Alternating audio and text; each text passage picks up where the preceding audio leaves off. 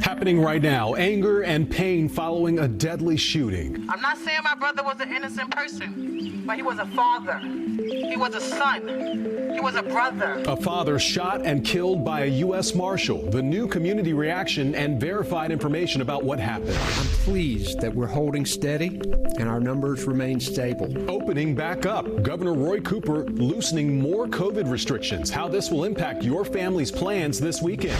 Cloudy but warm, but the chance of storms return. I'll tell you when in that first warn forecast. Our Verify team getting you answers about the COVID vaccine. What does it mean to be fully vaccinated? We get the facts from top health experts.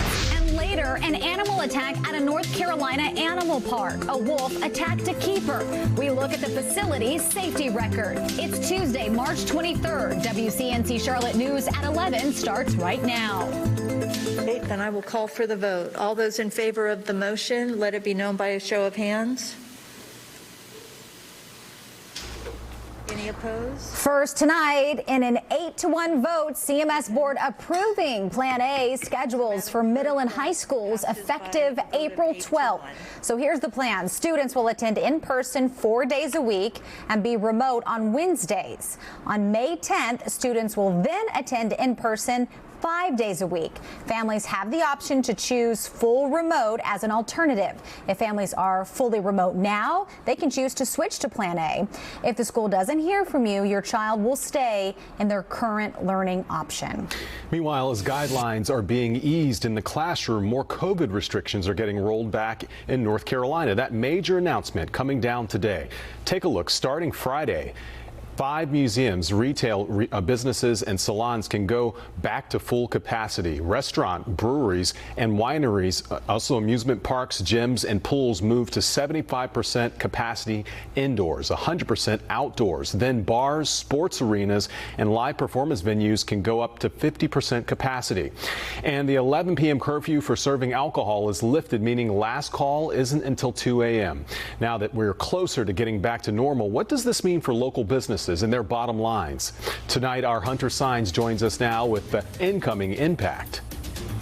Well, it's good news for businesses that have been hit the hardest by these restrictions, especially exciting for those that are just now opening their doors for the first time ever, and for some arenas that never had the chance to open at all. The sights and sounds Atrium Health Ballpark in Kannapolis never heard until Tuesday. Now into left fielder, number 5. We're absolutely thrilled bringing baseball back to Kannapolis. A year in the making, but finally the first official ball game played at this $52 million venue. It was tough to overcome. Fans socially distant at less than 30% capacity and masks mandated. The sound of a baseball bat hitting a baseball, there's nothing like it. I'm tired of sitting at home. And starting Friday, sports venues like this one, along with bars, conference centers, and live music venues, can all open up at 50% capacity. Restaurants, breweries, and gyms can open up to 75%. Perfect timing. A welcome development for What the Fries Charlotte, a food truck that just opened its first brick-and-mortar restaurant on Tuesday. Maybe another 30 seats will be open. That's big for us. It means this long line could get shorter, with more customers being served at tables that are currently blocked off. That's very big for us. Serving up a step closer to normal, giving hope to those who kept swinging. Also starting Friday night for the first time in nearly a year, bars will be able to stay open until 2 in the morning at 50% capacity, and the mask mandate is still in effect. In Plaza Midwood, Hunter Signs, WCNC Charlotte. Governor Roy Cooper says improvements in the COVID numbers are what caused him to roll back restrictions. But in that same announcement, state health officials said there are some concerning trends they want to keep an eye on. Vanessa Rufus joins us to explain the data behind the decision.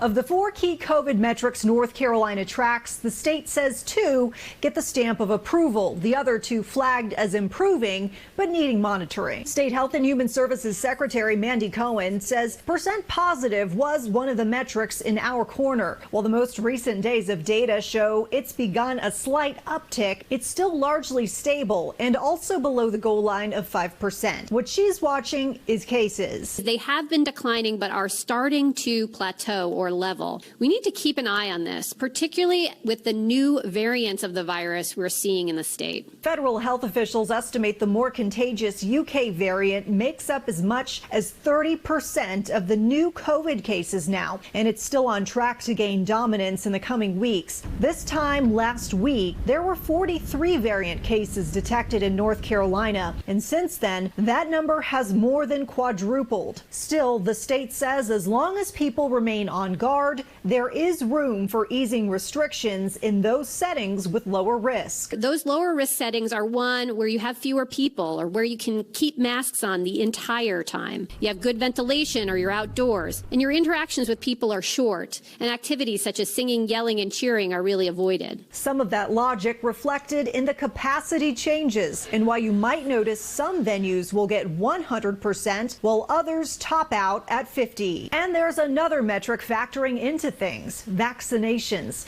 Secretary Cohen saying at last check, the tally shows 32% of North Carolina adults are considered at least partially vaccinated, with 19% being fully vaccinated. Vanessa Rufus, WCNC Charlotte. And we know there's a lot of new information about the restrictions and it can get confusing, so we want to help. Right now on WCNC.com and our WCNC Charlotte mobile app, we've compiled a list of resources to help spell it all out for you. It's right there at the top of our homepage. Developing tonight in Plaza Midwood, where a vigil just wrapped up. Neighbors remembering Frankie Jennings, shot and killed today by a U.S. Marshal. And according to CMPD, this happened just after 11 o'clock this morning. They say officers with the U.S. Marshals were trying to arrest a person with outstanding warrants. During that attempt, one of the deputies fired their weapon, hitting and killing 32-year-old Frankie Jennings. WCNC Charlotte's Brianna Harper was at that vigil. She joins us live with the latest. Bree. Yeah, Fred, today was a day the family says they will usually never forget to celebrate Frankie Jennings' birthday.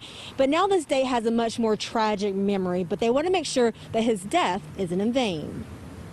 Happy birthday to you. Balloons and candles are all signs of a birthday celebration, but this one is unlike ever before, honoring the memory of Frankie Jennings, better known as Pop, a man shot and killed on his birthday by a U.S. Marshal. Police say the agent was attempting to make an arrest for outstanding warrants when the shooting happened, and Jennings' sister traveled all the way from New York to be with her brother on his special day. That's not a way to celebrate your baby brother, your youngest sibling. I'm not saying my brother was an innocent person, but he was a father, he was a son, he was a brother. It's still unclear what led up to the deadly use of force, but those actions have now left behind heartbreak. Y'all took an innocent life for what? Y'all go home to your jobs after it's done, to your families. We're now out here mourning for our families. An outcome that the Charlotte-Mecklenburg NAACP hopes will spark what they say is much needed policy change. We must get rid of qualified immunity. No officer, because they wear a uniform, has the right to take a life. Many even comparing what happened in this case to the mass shooting in Colorado, where the outcome for the suspect was much different. And get apprehended alive? Why can't black men get the same treatment? But it's not just the family and activists who are outraged by this shooting, but members of the community too. I'm tired of seeing it, and it needs to end. Some showed up with signs and flowers to offer their support. I'm tired of feeling like people are powerless to do anything about this. That's why I'm out here. Hoping to keep his name and his memory alive.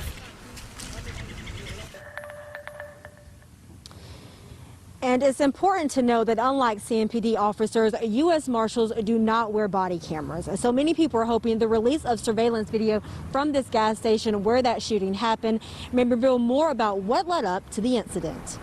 Reporting live tonight in Plaza Midwood, Brianna Harper, WCNC, Charlotte. Bree, thank you. And there are some parts of this case we want to take a closer look at. Our Verify team has been digging through documents and looking at the facts to clear up some confusion. Here's the first question we've seen. Was Frankie Jennings armed? Well, for this, our source is a press release from the Charlotte-Mecklenburg Police Department. According to CMPD, one of the deputies perceived a lethal threat, and a firearm was recovered at the scene, but there's nothing about Mr. Jennings being armed. So for this one, we need more information to come out so we cannot verify if Jennings was armed.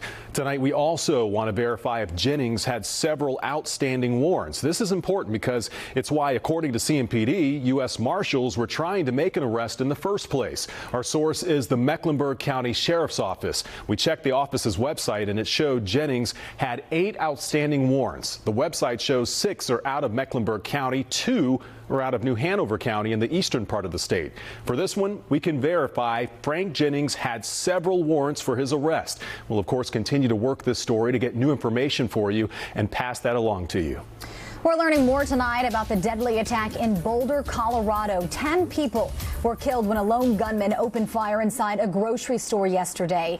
Today, we got a brand new photo of the suspect. Police say this man, 21-year-old Ahmad Alisa, is now in custody. As of now, police believe he acted alone. He's currently facing 10 counts of first-degree murder. Investigators say they are still trying to figure out why he opened fire. President Biden has ordered that flags be lowered to half-staff to honor the victims.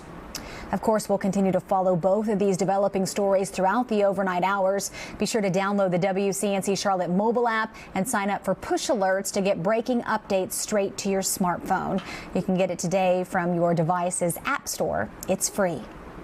A lot of questions are still circulating about the coronavirus vaccine now that millions of people are getting the shots. Many of you ask, when are you considered fully vaccinated? Tonight, our Verify team is asking the experts so you know what to expect. Plus, a wolf attacks an employee at a North Carolina wildlife facility, and now there are questions about the center's safety measures and training.